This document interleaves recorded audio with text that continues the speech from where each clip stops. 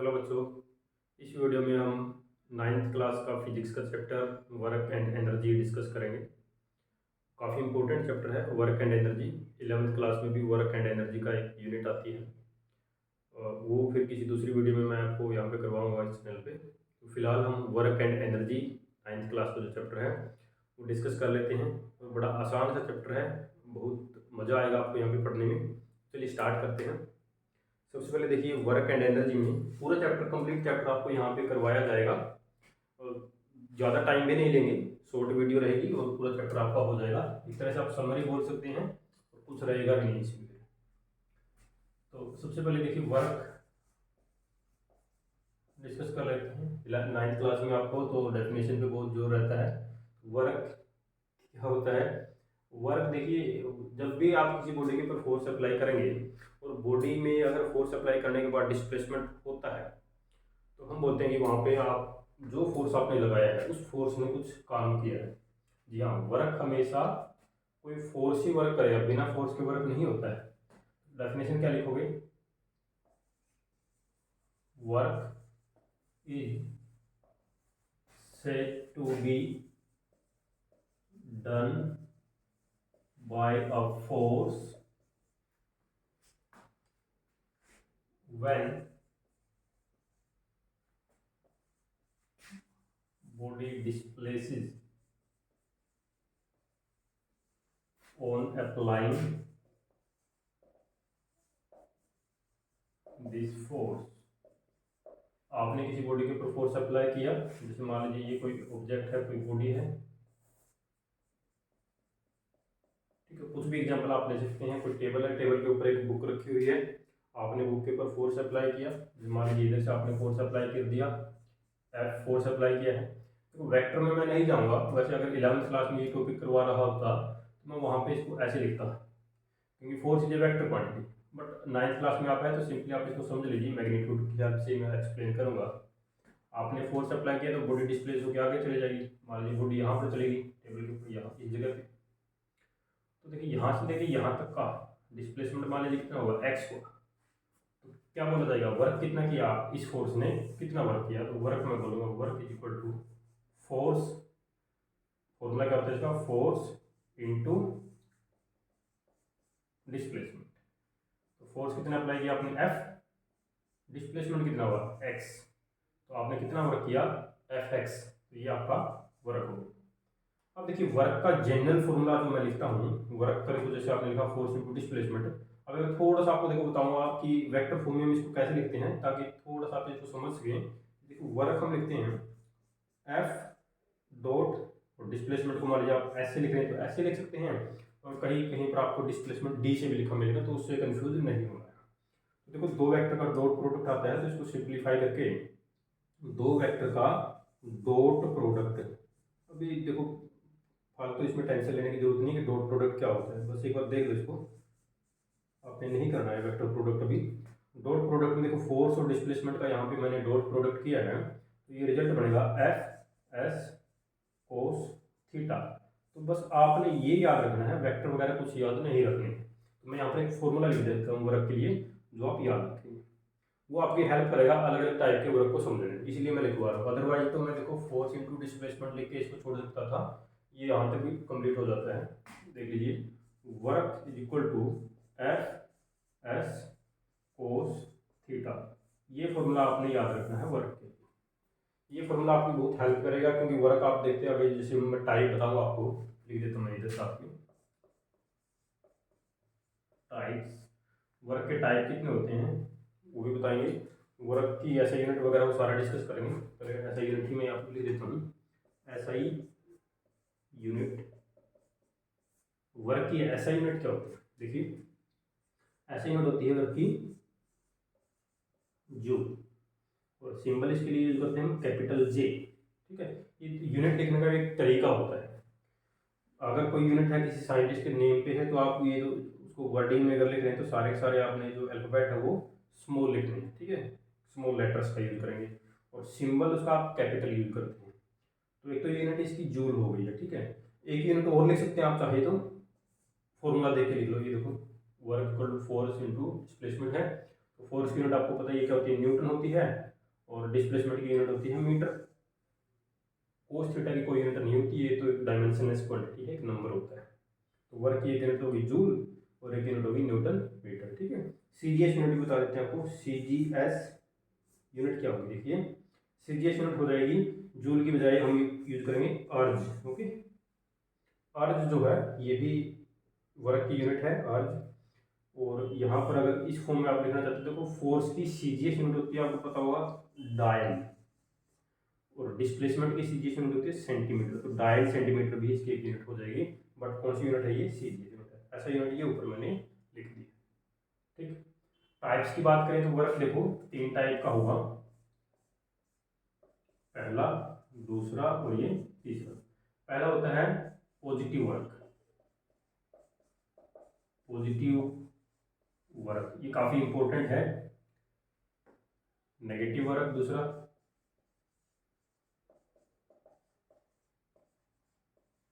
और बेटा तीसरा होता है जीरो वर्क, ठीक है। तो डिस्कस कर लेते हैं तीनों के बारे में, पॉजिटिव कब होगा, नेगेटिव कब होगा, और जीरो कब होगा। अब देखो जो मैंने फॉर्मूला ये लिखवाया था आपको, ये कई बुक्स में शायद आपको सिंपल फोर्स इंटू डिस्प्लेसमेंट लिखा होगा, या आपके टीचर ने भी आपको सिंपल फोर्स इंटू डिस्प्लेसमेंट ही पढ़ाया होगा। कोस थीटा शायद वहाँ पे ऐड ना करवाया हो, ताकि बच्चों को आराम से वो समझ में आ जाए, क्योंकि 9th क्लास है। अब मैंने यहाँ पे कोस थीटा लिख दिया है साथ में, क्यों लिखा है, क्योंकि ये मेरे को 3 टाइप का वर्क एक्सप्लेन करना है।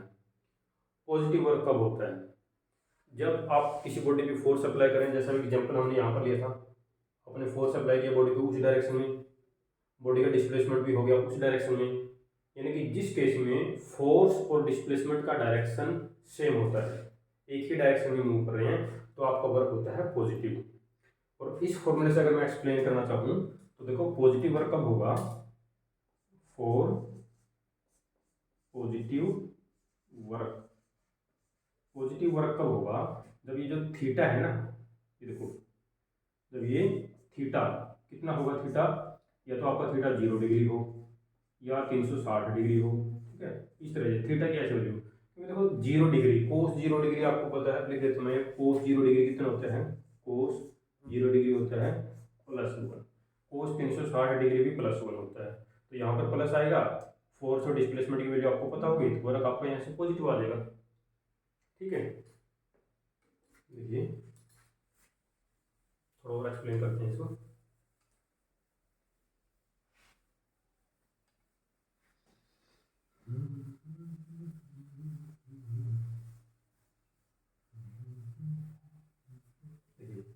पॉजिटिव वर्क की मैं बात कर रहा था यहाँ पे, तो इधर लिख देता हूँ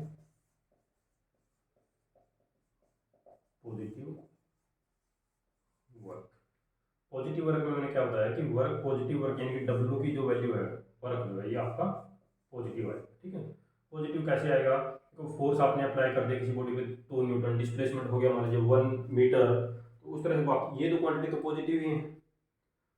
इसको डिनोट कौन करेगा, इसको यानी कि इसको पॉजिटिव होगा या नेगेटिव होगा, वो ये वाला फैक्टर बताएगा, कोस थीटा वाला फैक्टर, ठीक है। यानी कि पॉजिटिव वर्क में क्या होगा, फोर्स की डायरेक्शन देखो ये है, फोर्स इस डायरेक्शन में लग रहा है और डिस्प्लेसमेंट भी इसी डायरेक्शन में हो रहा है, तो आपका वर्क हो जाएगा पॉजिटिव, ठीक है। एग्जाम्पल आप बहुत सारे देख सकते हैं, आप किसी गाड़ी को धक्का लगा रहे हैं, आपने 100 न्यूटन का फोर्स लगाया और गाड़ी ने मान लीजिए 2-3 मीटर डिस्प्लेस हो गई, तो उसमें क्या है, फोर्स भी आपने एक डायरेक्शन में लगाया और डिस्प्लेसमेंट का डायरेक्शन भी सेम है, तो वर्क वहाँ पे आपका पॉजिटिव वर्क है, ठीक है। और बहुत सारे एग्जाम्पल आप पॉजिटिव वर्क के ले सकते हैं, जैसे आपने कोई चौक का टुकड़ा लिया है, जैसे एग्जाम्पल ये देख लो, आपकी कैप है मार्कर की, आप इसको ऊपर से ऐसे ड्रॉप करते हैं, तो ऊपर से आप इसको ऐसे ड्रॉप करेंगे, तो ऊपर से जब आप इसको ड्रॉप के ये नीचे जा रही है, तो मैं यहाँ पर बोलूँगा work done by gravitational force is positive. ध्यान देंगे, मैंने यहाँ पे बोला work done by gravitational force, लिख भी देता हूँ इसको मैं, क्या बोला मैंने यहाँ पे, वर्क डन बाय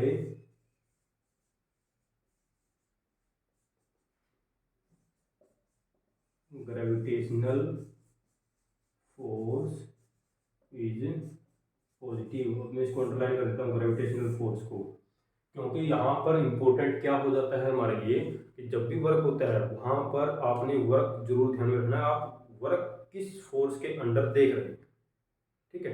आप किसी कैप को, जैसे ये कैप है, मैं इसको ऊपर फेंकता हूँ, ऐसे ऊपर फेंक दिया इसको इस तरह से, तो जब मैंने इसको ऊपर फेंका, तो अगर आप तब मेरे से पूछें कि work done by gravitational force क्या है, तब ये नेगेटिव हो जाएगा। क्यों? क्योंकि ग्रेविटेशनल फोर्स तो हमेशा नीचे लगेगा अर्थ के सेंटर की तरफ, बट डिस्प्लेसमेंट कैप का ऊपर हो रहा है, बिल्कुल अपोजिट हो गया, तो नेगेटिव वर्क आ गया। लेकिन हाँ, अगर इसी केस में आप मेरे से पूछते कि work done by force applied by me, मैंने इस कैप के ऊपर जो फोर्स अप्लाई किया वो ऊपर की डायरेक्शन में है और इस कैप का डिस्प्लेसमेंट भी ऊपर हो रहा है, in that case work is positive. Work done by force applied by me, जो मैंने अप्लाई किया है उसकी वजह से जो वर्क हुआ वो तो पॉजिटिव है। लेकिन अगर आप work done by gravitational force देखें तो वो नेगेटिव हो जाएगा। तो इसलिए मैं बार बार इस चीज़ पे स्ट्रेस दे रहा हूँ कि आपने वर्क फोर्स का ध्यान रखना, कौन से फोर्स के अंडर आप वर्क ले रहे हैं। तो ये तो हो गया आपका पॉजिटिव वर्क, यानी कि पॉजिटिव वर्क में ध्यान देना है। पॉजिटिव वर्क में क्या हुआ, ये जो कोस थीटा आपने लिखा है ये फैक्टर, ये आपका +1 रहेगा। +1 तभी रहेगा जब थीटा 0 डिग्री होगा। थीटा 0 डिग्री होने का मतलब फोर्स और डिस्प्लेसमेंट दोनों एक ही डायरेक्शन में लग रहे हैं। दूसरा,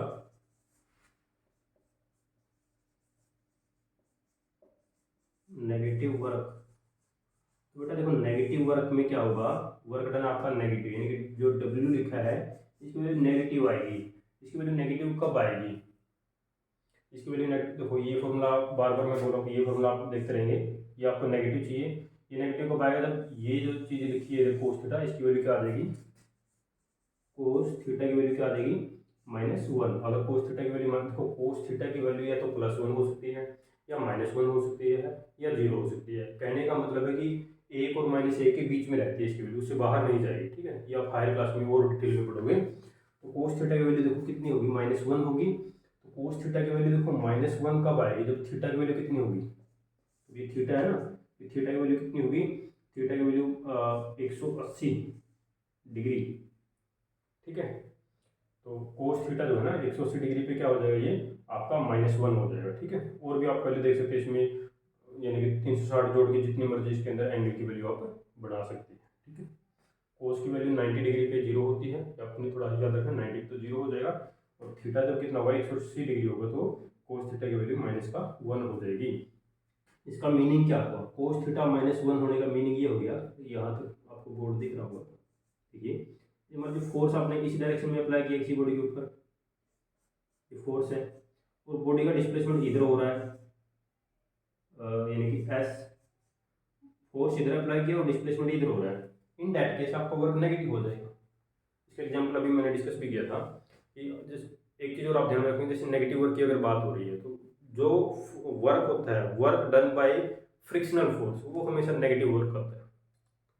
फ्रिक्शनल फोर्स के द्वारा जो वर्क होगा वो हमेशा नेगेटिव वर्क होगा। क्यों होगा, क्योंकि देखो आप किसी बॉडी पे, अब जैसे यहाँ पर ऊपर देख लीजिए, एक जो एग्जांपल हमने लिया था, आपने फोर्स इधर अप्लाई कर दिया, फ्रिक्शनल फोर्स हमेशा मोशन के अपोजिट डायरेक्शन में आता है, तो फ्रिक्शनल फोर्स की डायरेक्शन ये होगी इधर, एफ फ्रिक्शनल फोर्स।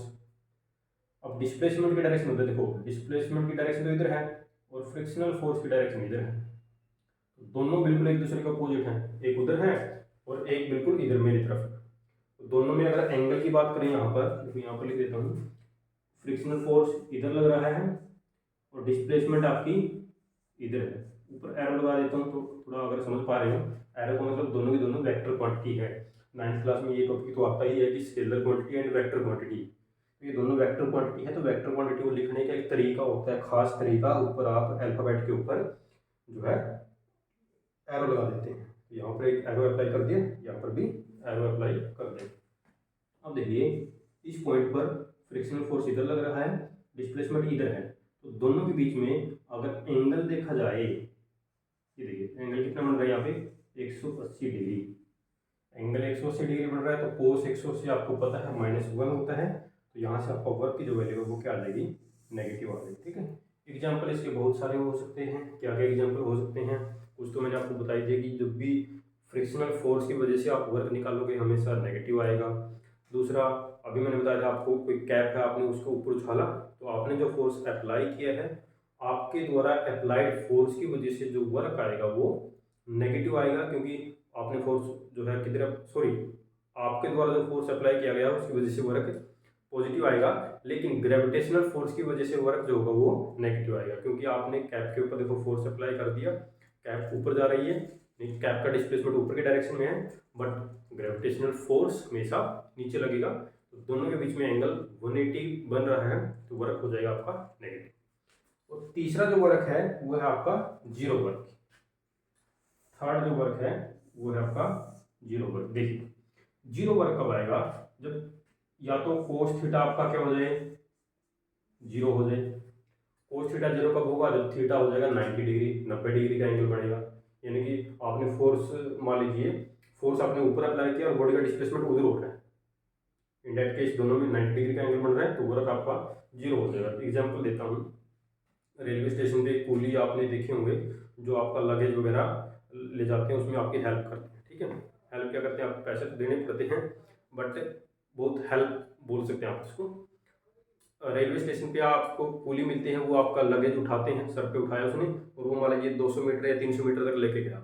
अब उस पर्सन ने क्या किया, उसने लगेज अपने सर पे उठा रखा है, तो एक तरह से आप देखा जाए तो लगेज जो है या फिर जो उस कुली ने फोर्स अप्लाई कर रहा है, रिएक्शन आप बोल सकते हो, कुली लगेज के ऊपर फोर्स ऊपर की तरफ लगा रहा है और कुली का जो डिस्प्लेसमेंट है वो बिल्कुल इधर है, सामने की तरफ मान लीजिए, दोनों में एंगल देखिए कितना होगा।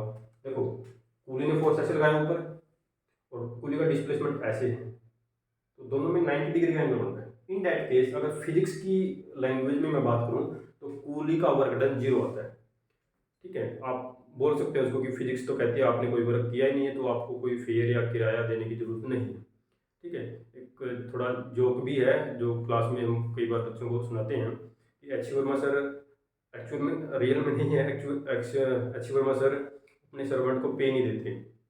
क्यों नहीं देते, क्योंकि वो उसको कहते हैं कि जो सर्वेंट है वो सुबह जिस बेड से उठता है, पूरा दिन काम धंधा करता है और वापिस उसी बेड पे चला जाता है, तो जो सर्वेंट है उसका नेट डिस्प्लेसमेंट अगर आप देखें, डिस्प्लेसमेंट तो जीरो हो गया उसका, और डिस्प्लेसमेंट अगर उसका जीरो हो गया तो उसका जो वर्क है, ये अगर डिस्प्लेसमेंट जीरो है तो वर्क उसका जीरो, तो work done bye servant is zero, तो उसको कोई सैलरी या कोई पे देने की जरूरत नहीं, ठीक है। एक्चुअल में सर ऐसा नहीं करते, वैसे जोक है आपको सुना है।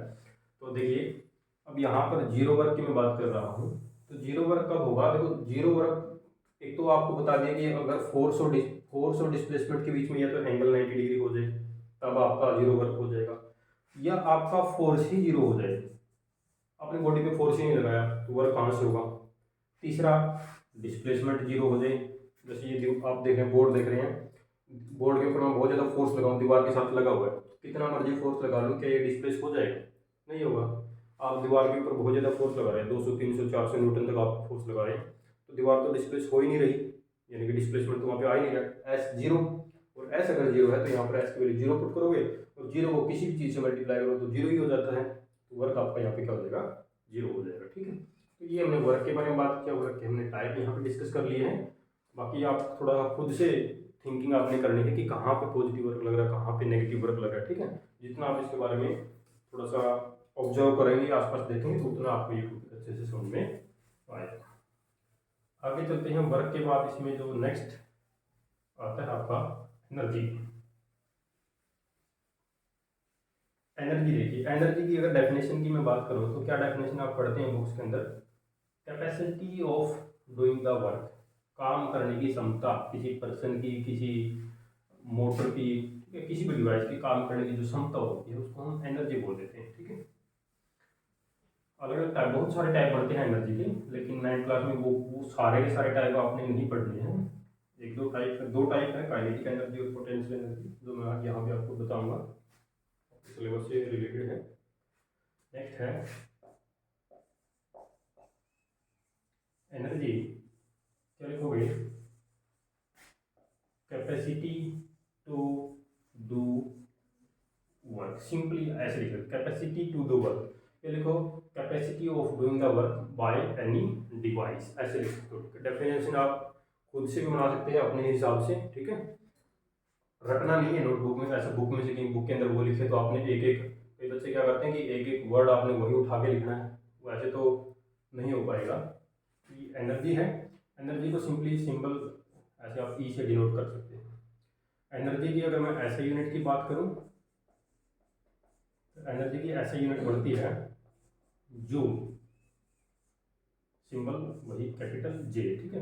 कोई भी एनर्जी हो, किसी भी तरह की एनर्जी, चाहे वो पोटेंशियल एनर्जी है, चाहे काइनेटिक एनर्जी है, ठीक है, चाहे वो हीट एनर्जी है, ठीक है, चाहे वो किसी भी कोई भी एनर्जी आप ले लीजिए, न्यूक्लियर एनर्जी है, ठीक है, किसी भी तरह की एनर्जी जो आप देखते हैं, हर प्रकार की एनर्जी की यूनिट क्या होगी, जूल ही होगी, ठीक है।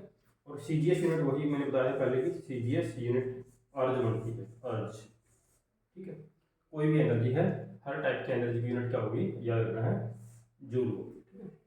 अच्छा, एनर्जी स्केलर क्वांटिटी है या वेक्टर क्वांटिटी है, तो definitely energy is a scalar quantity, scalar energy vector quantity नहीं होती, स्केलर क्वांटिटी होती है।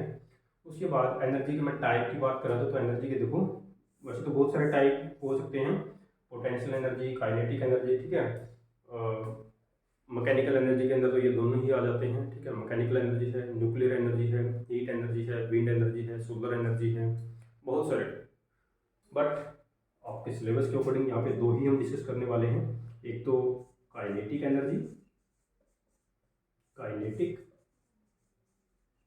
एनर्जी जिसको शॉर्ट में के ई से लिख देते हैं, और दूसरा है पोटेंशियल एनर्जी जिसको शॉर्ट में पी ई से डिनोट कर देते हैं। काइनेटिक एनर्जी क्या है, काइनेटिक एनर्जी किसी बॉडी की उसके मोशन की वजह से होती है, तो डेफिनेशन क्या लिखोगे, it is the energy possessed by body due to its motion, ठीक है। आई थिंक लिखने की जरूरत तो नहीं होगी। काइनेटिक एनर्जी जो है डेफिनेशन वैसे मैंने बोल दी है, आप नोट कर सकते हैं, it is the energy possessed by a body due to its motion, किसी बॉडी की मोशन की वजह से जो एनर्जी होती है उसको हम काइनेटिक एनर्जी बोल देते हैं। काइनेटिक एनर्जी का फॉर्मूला की अगर बात होती है होता है half M V square, body का मास, बॉडी की वेलोसिटी। जैसे कि ये कोई ऑब्जेक्ट है, इसका मास m है, इस डायरेक्शन में मूव कर रहा है v वेलोसिटी के साथ, तो अगर कोई आपसे पूछे कि इसकी काइनेटिक एनर्जी बताओ, आप क्या करोगे, सिंपली इस फॉर्मूले में, ऊपर वाले फॉर्मूले में जो इसका मास है यहाँ पे रिप्लेस करोगे, जो बॉडी की वेलोसिटी है यहाँ पर रिप्लेस करोगे, तो आपको इसकी काइनेटिक एनर्जी मिल जाएगी, ठीक है। अच्छा, तो ये काइनेटिक एनर्जी का फॉर्मूला हो गया। यहाँ पे हमारे पास मास पता है, देखो ऐसे यूनिट वगैरह तो आप सबको पता होगी, बॉडी का मास है तो मास की ऐसे यूनिट पता किलोग्राम, और वेलोसिटी ऐसे यूनिट पूछे तो मीटर पर सेकंड, ओके। तो काइनेटिक एनर्जी समझ में आ गया, काइनेटिक एनर्जी होती है बॉडी के मोशन की वजह से। कोई आप साइकिल चला रहे हैं, साइकिल से किसी डायरेक्शन में आप जा रहे हैं, तो आपका कुछ ना कुछ मास तो है वहाँ पे, आप मान लीजिए 40 किलोग्राम, साइकिल का मास मान लीजिए 30 किलोग्राम, टोटल 70 किलोग्राम हो गया। और साथ में आप किसी न किसी वेलोसिटी के साथ किसी डायरेक्शन में जाते हैं, आपकी वेलोसिटी मान लीजिए कुछ भी आप मान सकते हैं 10 kilometre per hour, 20 kilometre per hour, ठीक है, 30 किलोमीटर पर आवर, कुछ भी आप अपनी वेलोसिटी मान सकते हैं। तो वहाँ पर आपके पास वेलोसिटी भी है और मास भी है, फॉर्मूले में आप वैल्यू पुट करेंगे और you will get the answer, ठीक है। एक चीज़ का ध्यान रखना, कई बार क्या होता है कि जो वेलोसिटी होती है, जो न्यूमेरिकल प्रॉब्लम आप करते हैं, वहाँ पर वेलोसिटी जैसे मान लीजिए ऐसे देखे 20 किलोमीटर पर आवर, तो फॉर्मूले में जब आप वैल्यू पुट करोगे तो देखो काइनेटिक एनर्जी आपने निकाले, काइनेटिक एनर्जी की यूनिट आप लिख रहे हैं जूल, बताया था अभी, ये देखो जूल आप लिख रहे हैं, ऐसा यूनिट है। तो इसको थोड़ा आपने कन्वर्ट करना पड़ेगा अगर आप जूल में वैल्यू निकाल रहे हैं। कैसे कन्वर्ट करना पड़ेगा, किलोमीटर को आपने मीटर में बदलना पड़ेगा और आवर को आपने सेकंड में बदलना पड़ेगा। तो बिल्कुल सिंपल होता है, देखो 20 इंटू किलोमीटर में मीटर पूछे तो 1000 मीटर होते हैं, नीचे आवर है 1 घंटे, 1 घंटे के अंदर सेकंड होती है 3600 सेकंड, 3600 सेकंड, ठीक है।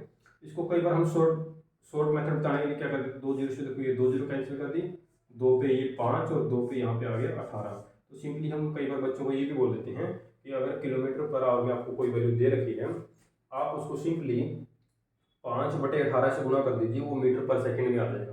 तो 5/18 से आप गुना करेंगे तो आपके पास ये वैल्यू जो है ना 100/18, आगे डिवाइड कर सकते हैं आप इसको, तो ये आ गया आपके मीटर पर सेकंड, ठीक है। तो इस तरह से आप कर सकते हैं। तो इसको मीटर पर सेकंड में बदलेंगे, फिर यहाँ पर वैल्यू पुट करेंगे और मास की वैल्यू आपको मान लीजिए कुछ भी दे रखी है, 70 किलोग्राम है, 80 किलोग्राम, जो भी है रिप्लेस करेंगे और आपको आंसर मिल जाएगा, वो आपका आंसर जूल में आएगा। सबसे ज़्यादा गलती वर्क एंड एनर्जी के न्यूमेरिकल्स में बच्चे यूनिट में करते हैं कि एक यूनिट तो आपकी सीजीएस में पड़ी हुई है, दूसरी यूनिट एसआई में है और दोनों को इकट्ठा बना के खिचड़ी बना देते हैं तो वो आंसर करेक्ट नहीं आ सकता।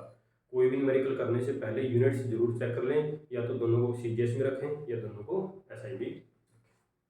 आगे चलते हैं पोटेंशियल एनर्जी। पोटेंशियल एनर्जी बेटा क्या होती है? Energy possessed by body due to its position और ओरिएंटेशन। पोटेंशियल एनर्जी बॉडी की पोजीशन की वजह से होती है, ओरिएंटेशन की वजह से होती है। अभी आपका जो 9th क्लास में है तो यहाँ पे देखो पोटेंशियल एनर्जी हम ग्रेविटेशनल पोटेंशियल एनर्जी पे ही थोड़ा फोकस रखेंगे। Potential energy, gravitational potential energy की मैं बात कर रहा हूँ। सिंपली फॉर्मूला आप सभी ने पढ़ा हुआ mgh। m stands for mass of body, जिस बॉडी की बात करें। g stands for acceleration due to gravity, acceleration due to gravity. और h है हाइट, कहाँ से? आपके सरफेस, ठीक है।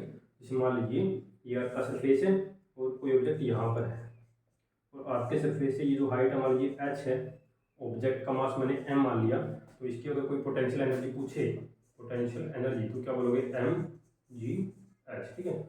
अर्थ के सरफेस से हाइट बहुत ज़्यादा भी नहीं होनी चाहिए कि कहीं आप बोलोगे इंटरनेशनल स्पेस स्टेशन है, अर्थ के सरफेस से लगभग 400 किलोमीटर की हाइट पे है, उसकी पोटेंशियल एनर्जी इस मेथड से निकालने लगे, ठीक है।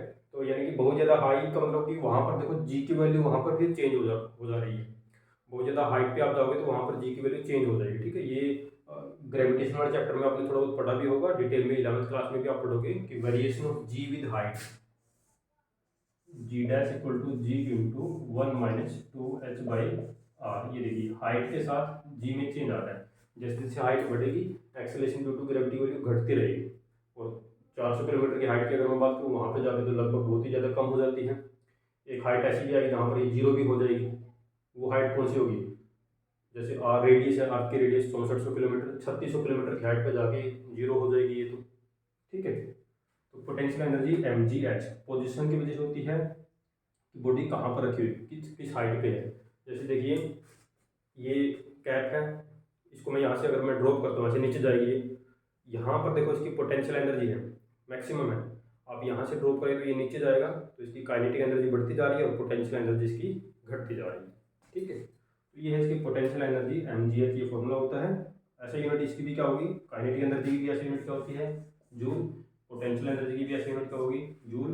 दोनों स्केलर क्वांटिटी है, कोई भी इनमें से वेक्टर क्वांटिटी नहीं। एनर्जी कभी भी वेक्टर क्वांटिटी नहीं होती, स्केलर क्वांटिटी ही होती है, ठीक है।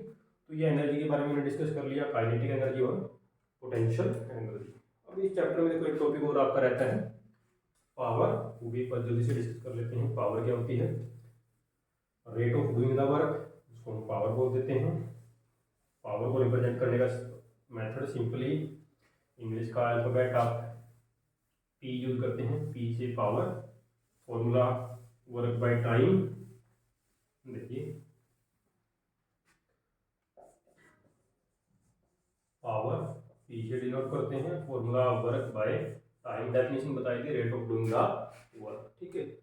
पावर का फॉर्मूला ये होता है। ऐसे यूनिट की बात करें तो SI यूनिट, वर्क की यूनिट होती है जूल, टाइम की होती है सेकंड, लेकिन ये सेकंड नीचे है तो ऐसे लिखोगे, ये इसको ऐसे भी लिख सकते हो। यहाँ पर भी बच्चे गलती करते हैं, जूल पर सेकंड ऐसे करना है।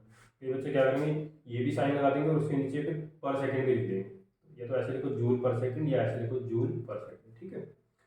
सेकंड टाइम नीचे तो पावर इसलिए ये नेगेटिव आई जूल पर सेकंड, ठीक है। तो ये वर्क यूनिट देखो, यूनिट वगैरह फिजिक्स के अंदर जो आप लिखते हैं सारे फॉर्मूले से ही आते हैं। अगर आपको फॉर्मूला पता तो यूनिट में मुझे नहीं लगता कोई आपको दिक्कत होगी। वर्क की यूनिट जूल होती है, टाइम की यूनिट सेकंड होती है। यहाँ से आगे सीजीएस की बात करें तो आप अर्ज पर सेकंड बोल देंगे, क्योंकि टाइम की यूनिट तो चाहे आप सीजीएस सिस्टम यूज करें, चाहे एसआई सिस्टम यूज करें, चाहे एमकेएस एफपीएस कोई भी सिस्टम यूज करें, हर जगह टाइम की यूनिट तो सेकंड ही होती है, ठीक है। सिस्टम ऑफ यूनिट्स में भी अगर किसी को रिक्वायरमेंट है कमेंट बॉक्स में बता सकता है। System of unit, system of units पे भी हम बात कर लेंगे सारे सारे। देखो ऐसा ही सिस्टम होता है, एमकेएस एफपीएस सीजीएस, ये सारे बहुत सारे सिस्टम है। सिस्टम ऑफ यूनिट्स इनको हम बोलते हैं, फिर कभी इन पे वीडियो बनाएंगे। ये भी एक स्केलर क्वांटिटी है, स्केलर क्वांटिटी होती है। ऐसा यूनिट देखो, एक तो मैंने लिख दिया जूल पर सेकंड या जो इस तरह से लिखा, लेकिन जो यूनिट हम ज़्यादा थोड़ा सा यूज में लेते हैं पावर की, वो होती है वाट, और वाट का सिंबल कैपिटल डब्ल्यू आप यूज करते हैं, ठीक है। पावर की यूनिट वाट। अब पावर की देखो और भी यूनिट होती है, जैसे कई जगह आपने देखो किलो वाट, कई जगह देखोगे मेगा वाट। है तो ये भी यूनिट पावर की, लेकिन ये बड़ी यूनिट है, ठीक है, लार्जर, लार्जर या बिगर यूनिट। किलो वाट का मतलब 1000 वाट, 1000 वाट। मेगावाट का मतलब 10 की पावर 6 वाट, है ना, इस तरह से। मेगा के बाद गीगा वाट जाओगे तो 10⁹, ठीक है, इस तरह से चलता रहेगा। तो ये है आपका पावर, ठीक है। अब देखो पावर की एक यूनिट और होती है, चलिए पावर ठीक इतना ही सफिशिएंट आपके लिए। वाट एक्टिव यूज करोगे आप, वाट, किलोवाट, मेगावाट, ठीक है। गीगावाट का रेयरली यूज होता है, मेगावाट तक ये सफिशिएंट आपके काम आएगा ये, ठीक है। तो इस तरह से आपने इसको पढ़ना है, ठीक है। अच्छा, अभी देखो एक क्वेश्चन है मेरा, आप बता सकते हैं। किलो वाट आवर आपने सुना होगा, एक यूनिट है, एनर्जी की यूनिट है, एनर्जी की एक यूनिट है किलो वाट आवर। तो किलो वाट आवर ये जो एनर्जी की यूनिट है, इसका यूज कहाँ पे होता है?